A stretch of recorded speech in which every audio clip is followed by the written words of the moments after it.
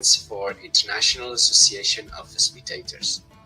Since 2018, I've started a book series on architecting collaboration, and my latest book in co-authorship with other renowned digital facilitators and guest co-authors is titled Beyond Virtual Meetings. It's all about the importance of the digital tools that can extend and augment the power of you as a facilitator and a meeting host in a virtual online meeting, but also on the hybrid meetings that are going to be so much needed in this post-pandemic era.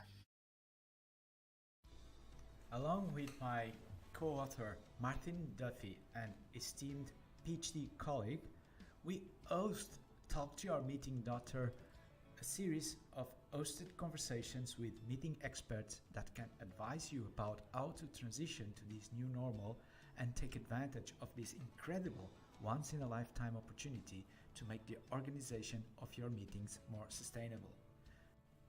Please stand by as the next show will start momentarily.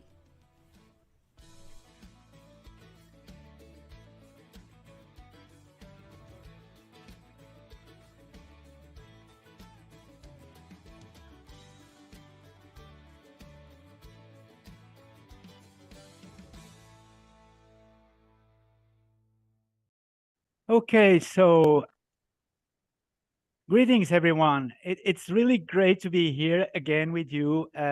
It's unbelievable. We are already episode 11.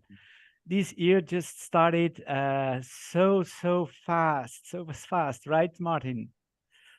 Time flies. We're in our third year, Paul, and coming to the end of our third year, which is extraordinary. It's really amazing. And today we are here to host our guest speaker in Talk to Your Meeting Doctors, a person that has contributed a lot to the meeting industry. And we are talking about the author of one of the co-authors of the famous book, Into the Art of Meetings. Welcome, Eric. Welcome to the show. Paul, thank you. So I'm delighted to be in your third year, the 11th guest. That is good. Thank you. That's really amazing. And we normally start our shows by asking our guest speakers something that could be a little bit tricky, right, Martin? Maybe you could proceed there. Yeah, or something that people wouldn't generally know about you, Eric. If there's anything that's mind that is one of the lesser known details about Eric de Groot. Ooh, okay, good. Yeah, that's tricky. That's indeed tricky. Yeah. Well, I suppose that we're talking about people that are somehow connected to the world of meetings and meeting design, and many of them don't know that I'm a writer as well. That I write fiction. I write stories. Super. And one of the channels that I use is a water sport magazine that has 10,000 editions, or I'd say copies.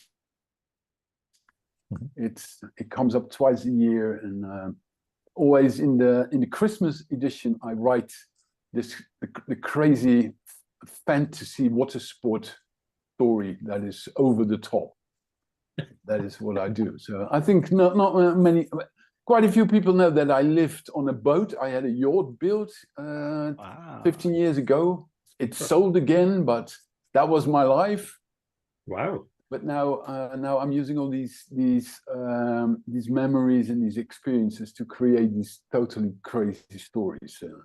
Oh, fantastic. So, yeah. We always learn something very interesting with that question, Paul. Yes, I can understand. Oh, yeah. Even when people don't like the question, we've experience of people not thinking the question was a good question. That's perfectly fine. But it's always an interesting way to start to hear a little bit of his personal background. Eric, it's really great to have you on the broadcast. I suppose there's the very first thought that I had when I saw the art of meeting design, I was struck by the idea that there are so many different types of meetings, whether it's workshops or planning sessions or away days, or so that whole spectrum of meetings. does the art of meeting design apply to them all? Or does it only apply, do you think, to a small section of them? Well, it applies to to a specific kind of meeting, the one of a kinds. Not that we're not that specialized in the day-to-day meetings, like the Monday morning, what are we going to do this week meeting. That is the meeting design thinking could be applied to this, and we developed a program that was called that was giving meetings a boost, Meeting Booster. But the work normally is being conducted for organizations that have these special wishes, like management meetings, also the smaller ones, workshops, or the big annual conference that really needs a makeover, like stuff like this. So not the day-to-day. So that is correct. That's a good question. Yeah. So that takes us then into, well, what particular types of meetings lend themselves to the type of design thinking that you have in mind? Well, the best meeting is the meeting that normally sucks. The meeting that just is boring, that doesn't work, that doesn't deliver, that costs a lot of money, and that just doesn't do any more than transferring a bit of information, giving people a cup of coffee or a drink or both, and then send them away with a lot of ideas or a lot of information in their head, and that's it. Yeah. And that is exactly the profile of people that will hire us if they start being worried about, my goodness, isn't there anything more that we can achieve?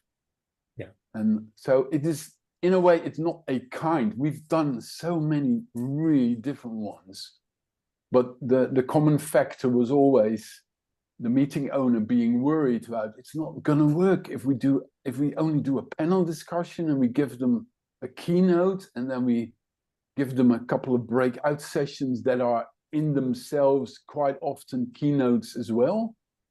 Yeah. And then they go home, and how on earth am I going to know that anything is going to happen afterwards? And that's where we come in.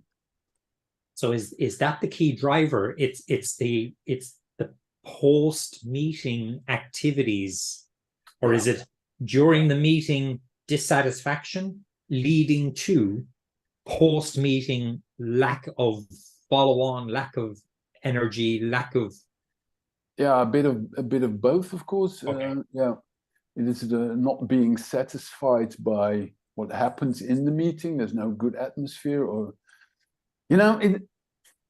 it's not that scientific, or you don't have to be Albert Einstein to know whether a meeting is good or not. If you look into the eyes of a meeting owner and you say, now, was this good? What do you feel?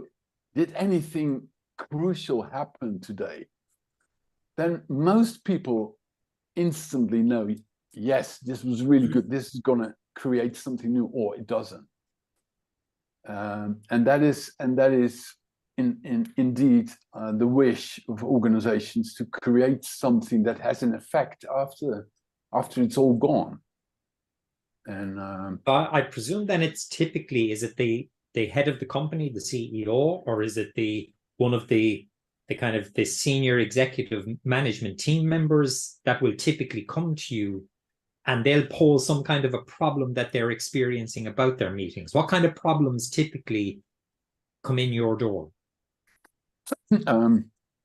Where it comes from, that is the question has two parts. Where it comes from is differs a lot. Sometimes it's the CEO, sometimes it's just the event manager that says, come on, let's do something different, this is not going to work.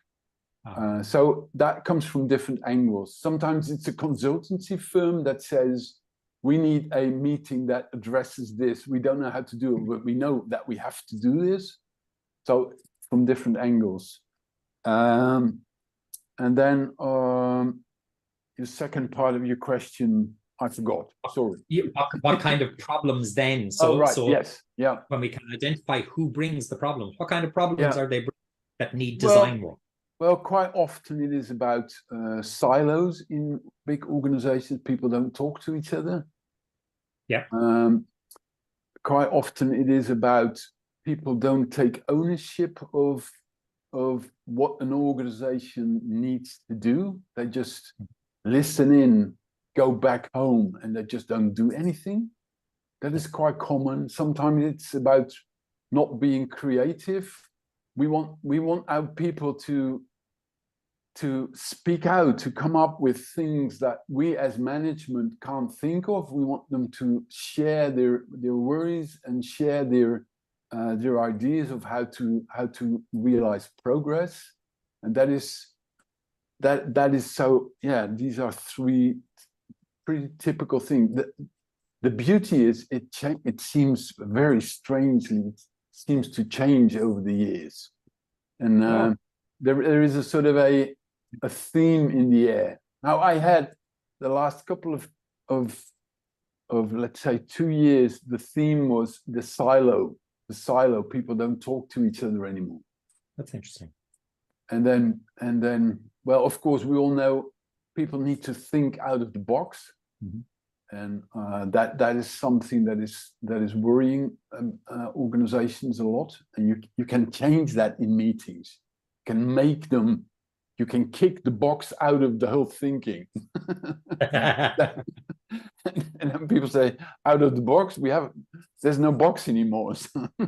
And have you seen a pattern to that? So over time, different types of problems seem to be recurring in batches.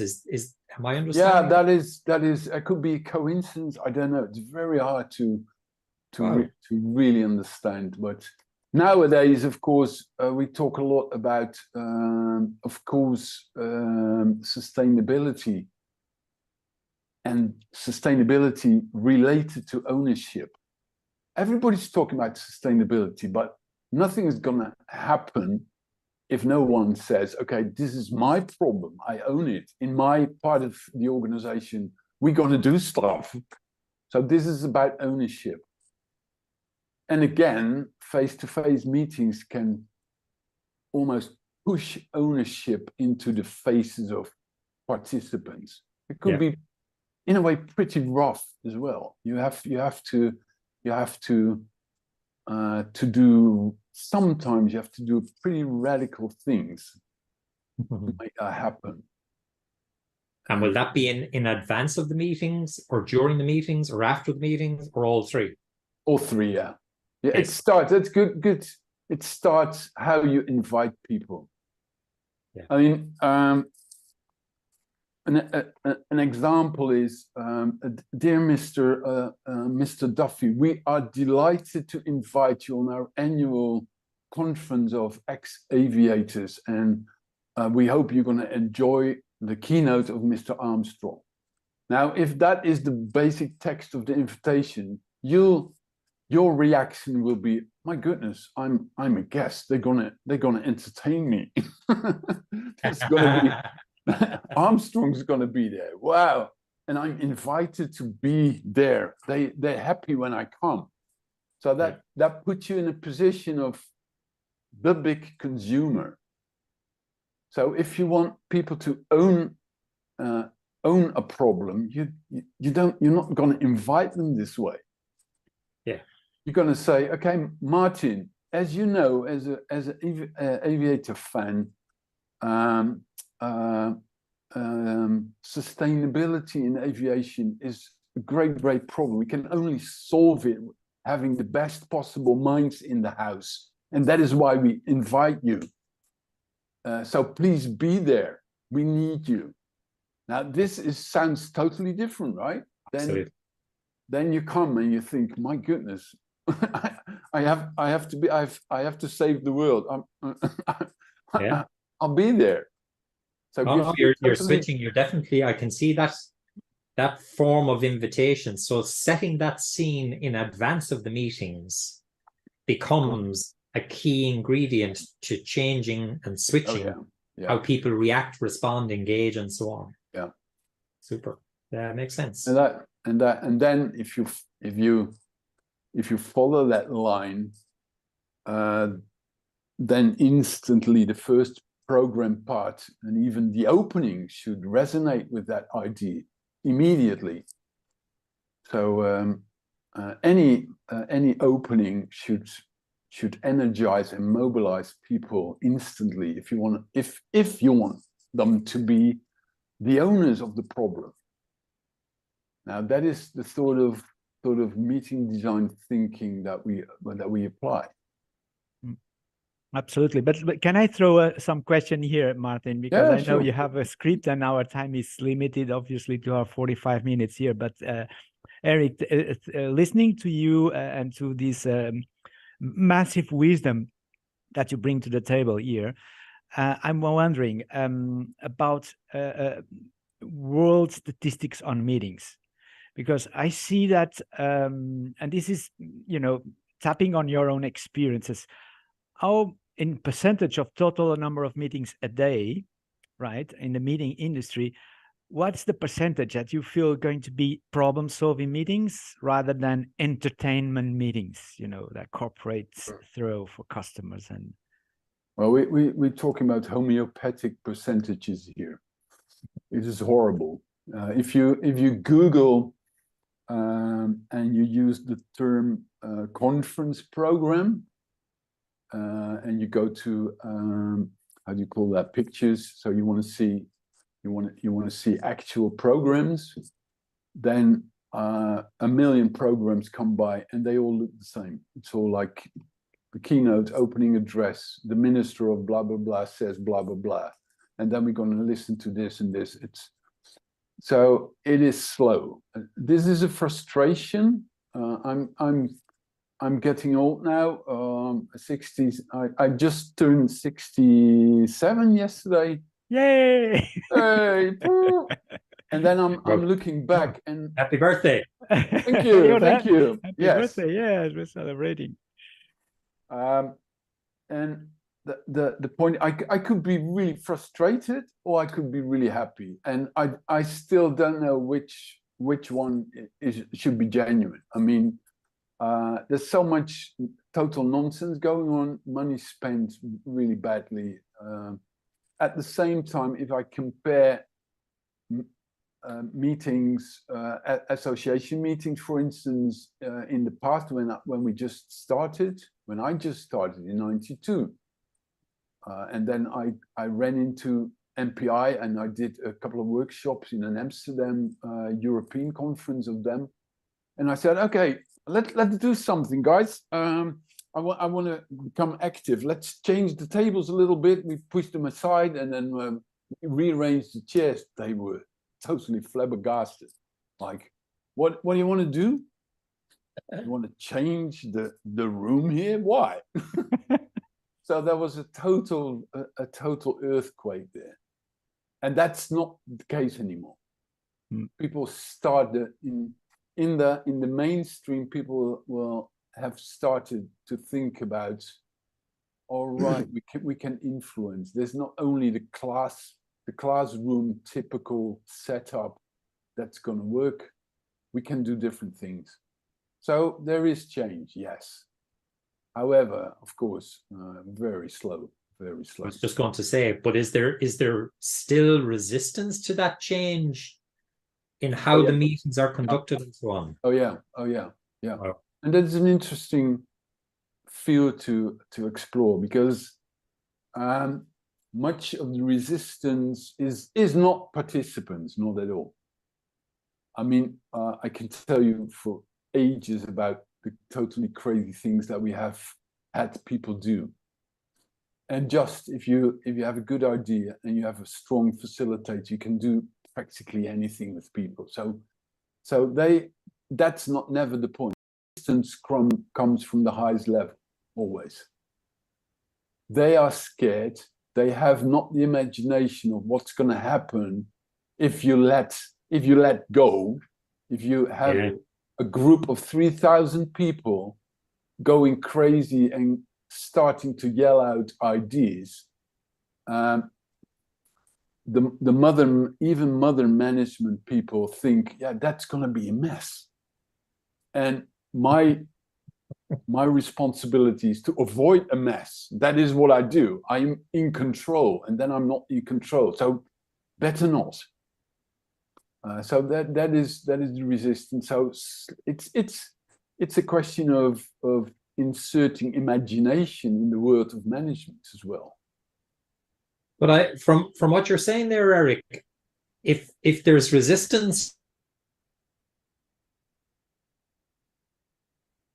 from on high, Yeah. like meeting design, is to get inside the heads of the most senior people to say, what is it that, well, what are you looking for inside their heads? Yeah. Well, of course, that's the first step. Do they allow me to have a conversation?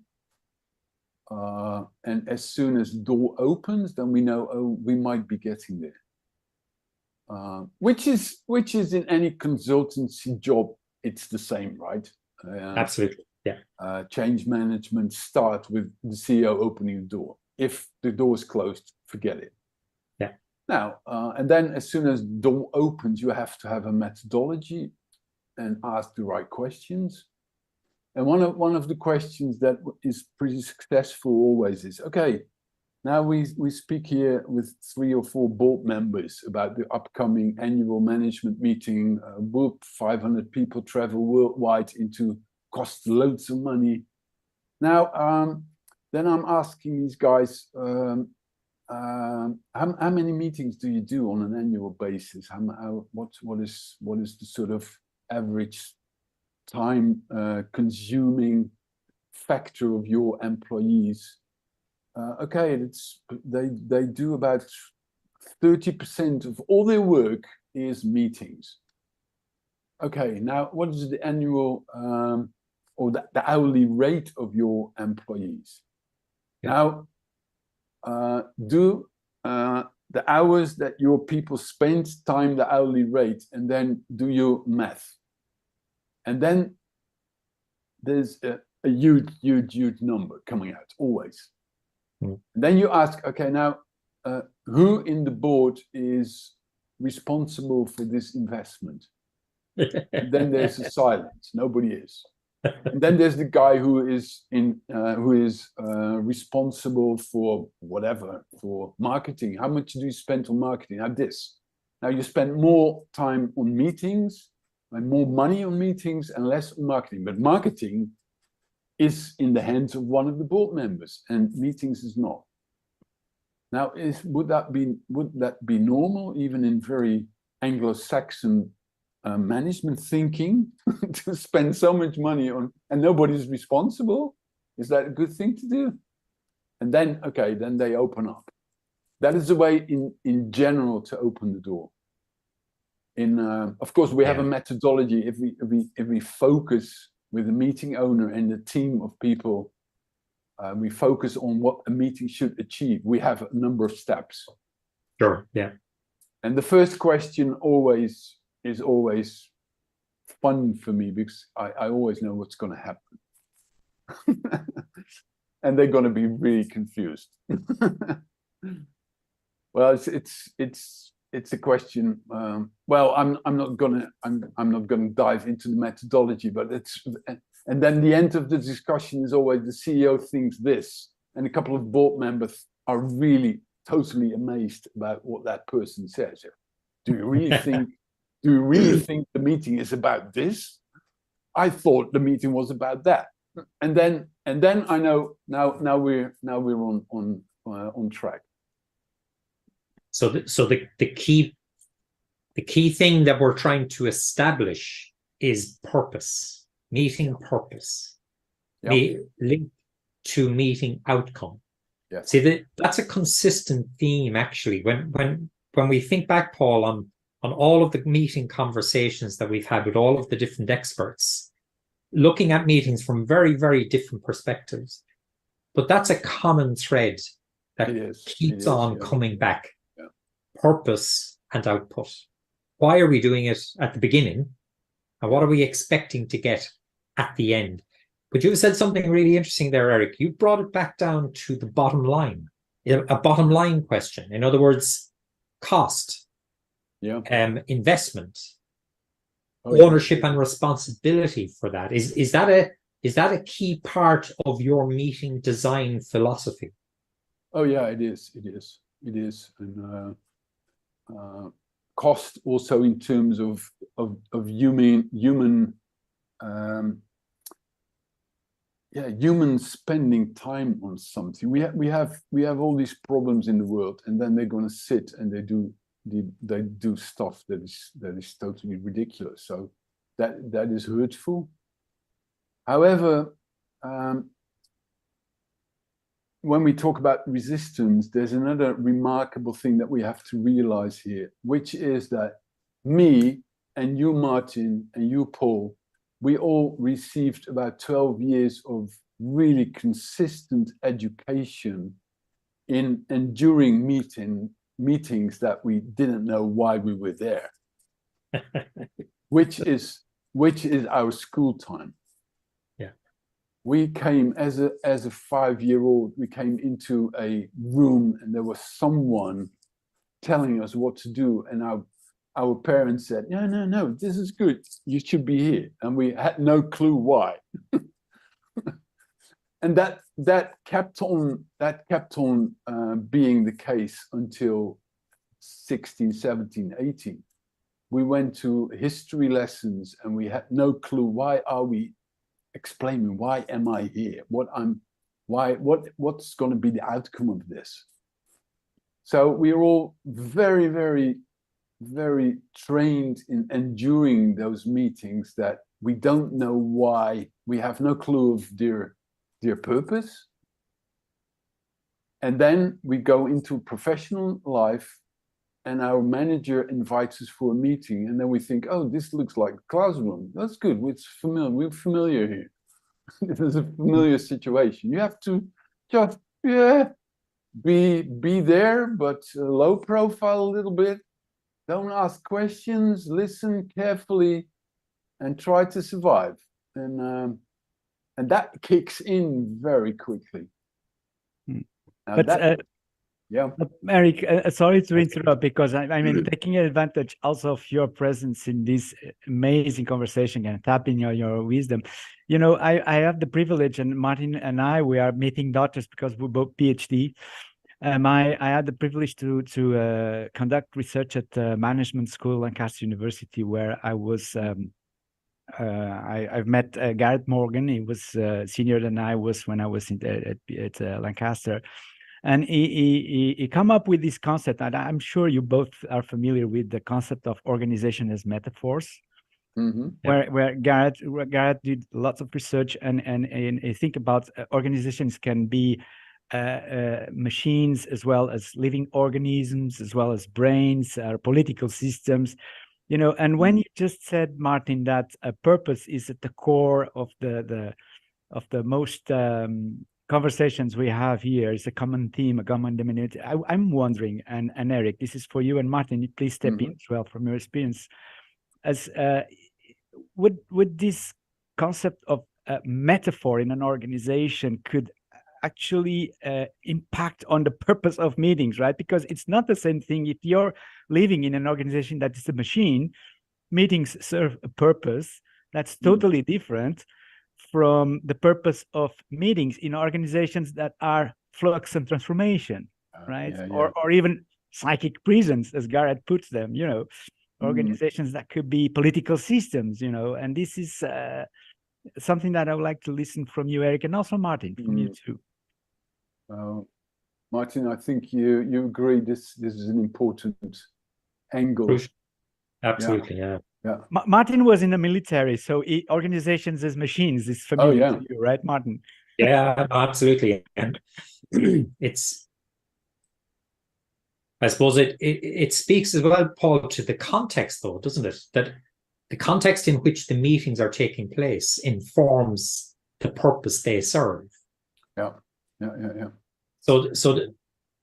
So bringing clarity to that in the organization setting at the CEO level, board chair level, board members, executive team members, searching out that clarity of the organization's status standing. And Paul, to your point then, is the use of metaphors for the individual organization, is that a useful way to help them bring clarity to that sense of collective purpose in order to inform the purpose of the meetings that they then hold? Yeah. No, I agree. And however, that is something that needs to be done on a board level. Yeah. Even the CEO, on a CEO, personal CEO level. How does the CEO perceive his organ or her organization? What is the core of this? And I've seen organizations change over the years here after doing series of meetings with them and really addressing this. However, slowly. And don't forget, we have to fight Anglo-Saxon management literature here. That always say to us, you have to do this. Competition is what it is, all about self-fulfillment, and it's a fight, and etc. And that pushes you into a certain metaphorical direction, of course. Yeah. But the big innovators in industries are the people that exactly do something really different here, and that have taken the decision. I don't want to see my organization as a machine, or the military, a band of brothers. That beautiful title, right? Yeah. No, slowly diving into a direction of my organization is a family, or is a group of friends. And then as soon as this starts, then the position of the CEO will change dramatically, very quickly as well. Okay, I'm not the boss anymore. I'm the supporter of all these crazy people in my group. And then, yeah, this is a beautiful idea, a beautiful thing, because it's also about words. The wording counts here. As in the invitation, the wording counts, but also in the next step, the wording counts. You have to keep on using the same, the good words, consistent words. And I worked for a technical company that perceived themselves as being very hierarchical. They had a strong hierarchy. However, as Dutch people do, in their management meetings, they wanted to be very friendly to each other. And my intervention was to know, okay, you love hierarchy. Now let's make it visible. So in the room, here is the board of directors, here's the top management, and here's the middle management. And if we talk about a problem, then the board can formulate the problem, and the top management can try to find a solution. And the middle management, they have to think of how to implement the solution. And let's not mix this up. And that was really difficult for them, because it was not consistent with the metaphor that they had in their head. I love those. I really like those sort of processes where this changes. But that can be transformational then. And it can be, that can create huge dissonance for the organization. This idea of almost wrestling with their own identity. Whoa. And that is interesting.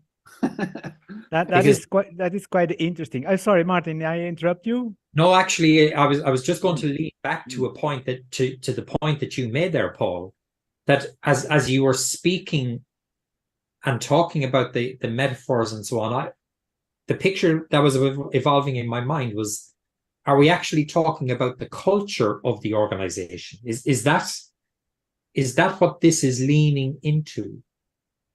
That how the organization perceives itself, its purpose, and then, so Eric, to take the point that the example that you just gave, where they think they're very hierarchical, and when you kind of dissected their hierarchy, it's role driven. The board does one role with strategy. The executive management team takes that and does a different thing with it. And then the middle management takes it and does another thing. Is that weaving into the culture of the organization then? And if that's the case, what role does culture play in the meeting design process? Yeah. Is that something we have to wrestle with? I think yes. we need another 2 weeks for this. Yeah, well, you know how difficult it is to do cultural interventions. It takes time. It takes support. It takes a conversation and a really dialogue, almost a fight with the board members and the CEO. Yeah. However, the other side of this is I've seen many big organizations that are sort of they sort of tapped into their metaphor. They can't go out of the metaphor anymore. They I'm looking for the English word. It became a prison, and it's blocking any innovation, and it takes a struggle and a fight to make that change, and it only is going to happen if there is a sense of urgency here, if there's a big problem. And sometimes you have to decide, I'm not going to solve the problem, I'm going to make the problem bigger here. Yeah, absolutely. But Martin, taking on that, and sorry if I'm disturbing your beautiful thread, but now I'm thinking, Eric, but it struck me, a meeting designer, or what we call a facilitator, could then become easily an executive coach in order for she or he to be successful, right? Yeah. Now, Paul, you're hitting the nail on the head. That happens often, because the management meetings are key in the performance of board members, and they know this. They can fail once, and if they fail another time in an annual meeting, they're gonna be sacked. It's game over. So they know how important it is, and that is exactly what you say. Then you become an executive coach, but we do that through the design of meetings. And we don't want to step into their whole business ideas, but only what's got the face-to-face meeting or the online meetings got to do with what you want to be and where you want to go. And if there's any inconsistency there, then we can help. So beautiful idea, the metaphor, and there's an expression, Eric, and I've shared this. Go ahead. No, go ahead.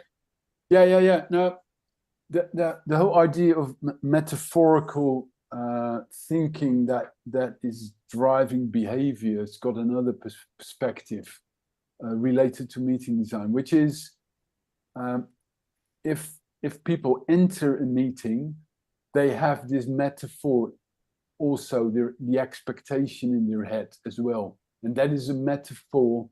We call that elementary meetings. They have this expectation. Oh, this is where I am in their head, and that is a thing that can be changed a lot easier than more cultural metaphors, because you can create dissonance here, and people will get confused and will conclude, okay, no, I'm not in a classroom.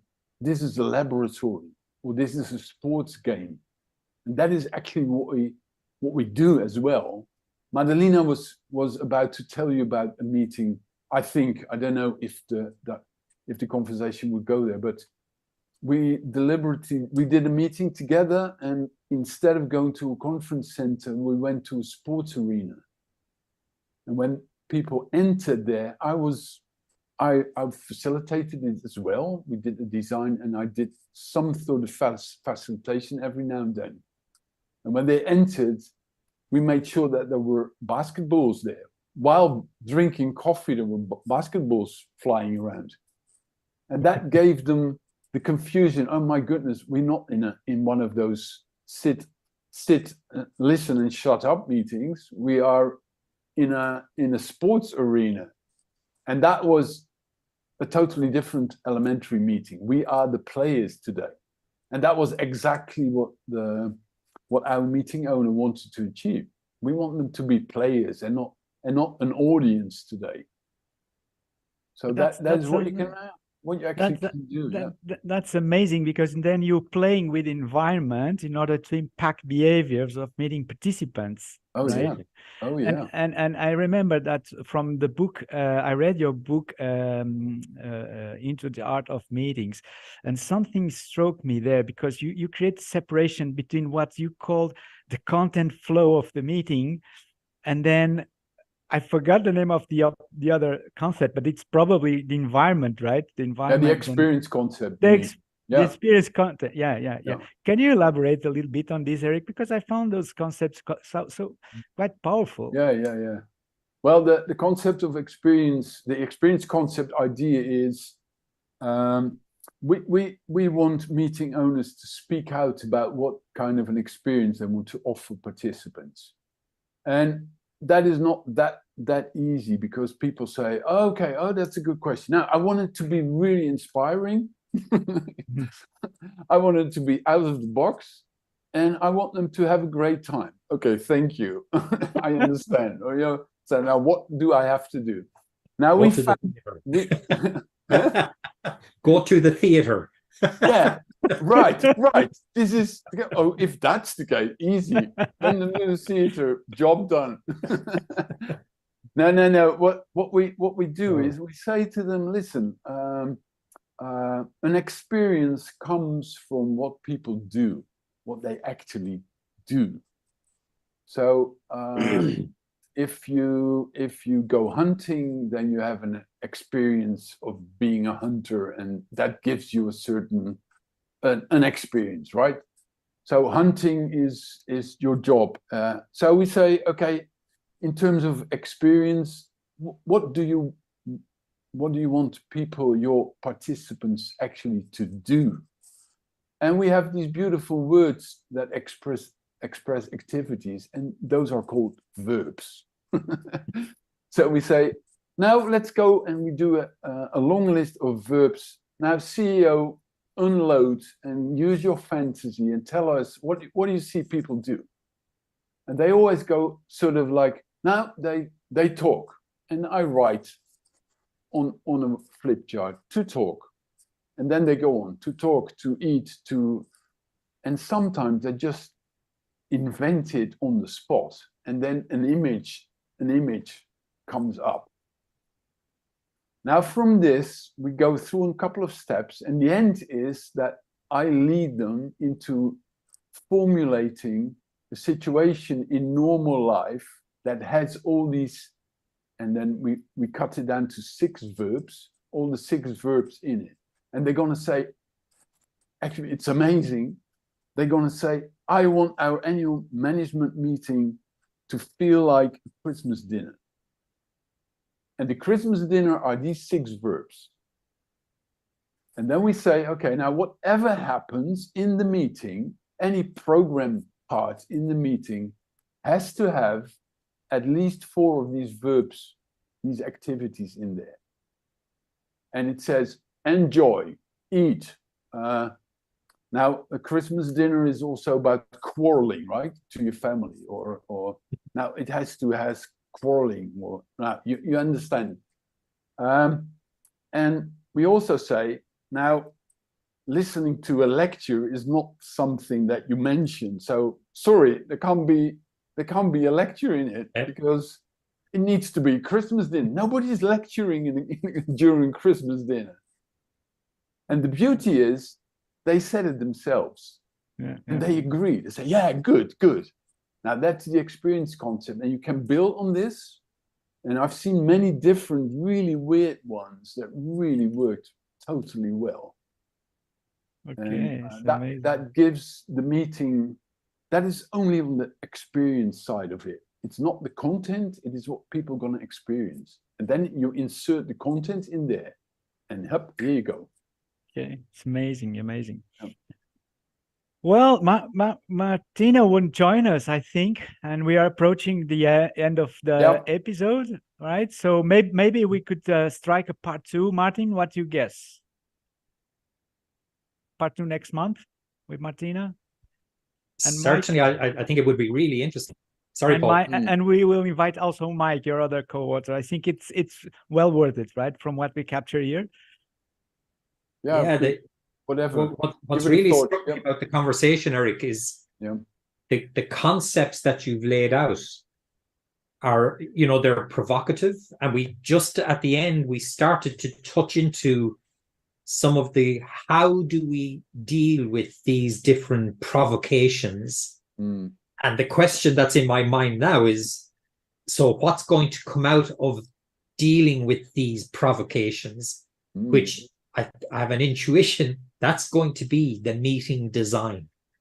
So while you said it much earlier on, you said I won't go into the methodology, but Paul, from what you're saying there, maybe our follow-on episode could be a conversation with Madalena, with yourself, and with your co-host Eric, if you were amenable, to do just that, to continue this conversation and to take it into the methodology, to say, and maybe Paul, as an idea, maybe we could do the summary, not now, but actually do a summary at the very start of the next episode to try and bring us from this conversation into, so this is where we left our conversation. Now, what methodology would we apply in order to bring all of these different features or facets of meeting design, to bring it to life in real time? Sounds like a good cliffhanger, Martin. And that wasn't planned. That wasn't planned. That wasn't planned. But we love innovation, don't we, Martin? Well, we're love flexible, innovation. Paul. We'll go where the flow takes us, for sure. Yes, absolutely. So, dear viewers, it was really a pleasure to be here with all of you today, and I hope that you have enjoyed as much as I did this conversation with Eric de Groot, as usual, with my co-host Martin Duffy. And before we go, perhaps we just say final words and we wrap up and turn off the camera, as you probably need to do other things on your busy schedules today. So, final words, Eric, Martin, takeaways. Ooh. Martin, you go. Eric? You. Well, I haven't got much to add here. Just let's continue on the path of innovation. There's a lot to do. And the potential of the human creativity we haven't reached. We haven't reached the summit, not even nearly, I think. So that is driving me. Amazing. Good. Thank you. Martin, and over to you and closing the broadcast today. There's my screen. Just my screen froze momentarily there. There's one takeaway that I have, Paul, that might bring us into the next episode, actually. And Eric, it's something you said about 3/4 ways through, where you talked about the prison of people's minds. And that idea that in order to get good meeting design, sometimes we might have to free the prisoners. Ooh, good. So maybe that's a hook to start off our next episode. Freeing the prisoners in people's minds about meeting design. Absolutely. Thank you so much. Thank you so much, Eric, Martin, and hope to see you all again next month for the second part of this conversation today. Goodbye for now. Thank you. Goodbye. Bye-bye.